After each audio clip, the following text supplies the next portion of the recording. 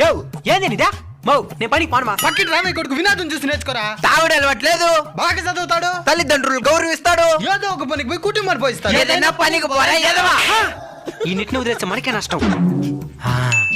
మామా ఇటాయా ఓ రామి కొడుకు వినోద్ ఫుల్గా తాగేసి నడి రోడ్డు మీద పడిపోయినాడంట. అవునా?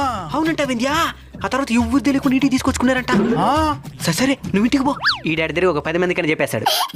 వదినా ఈ డ్రామా ఏమి వాడు వినోద్ కూడా అమ్మాయిలతో తిరుగుతున్నాడంట. ఏం చదివి ఇది కూడా తెలియదు నీకా. మొన్న బయట వాళ్ళు ఇంటి దగ్గరకు వచ్చి గొడవ కూడా వేసిపోయినారంట. అవునా? సరే ఎవరికి చెప్పుకోపోక మనోడు పరిపోతుంది. సరే లోపలికి పో. ఏమికి తెలిసిందంటే ఇంకా ఊరంతా తెలిసినట్టే. ఇంకా చెప్పొద్దనే విషయం అయితే ఖచ్చితంగా చెప్తాది. బైబిలే ఒక పెద్ద గీతను చిన్న గీతకి చూపించాలంటే గీతను జరపాల్సిన మళ్ళీ పక్కన పెద్ద గీత గీసే సరిపోతుంది. అదేవిధంగా మంచోళ్ళు అవ్వాలంటే మనం మారాల్సిన మళ్ళీ పక్కన చెట్టకి చూపిస్తే సరిపోతుంది. ఏమి తెలియదురా మాలాంటి ఏదో కదా స్టేట్మెంట్ ఆలోచనలండి.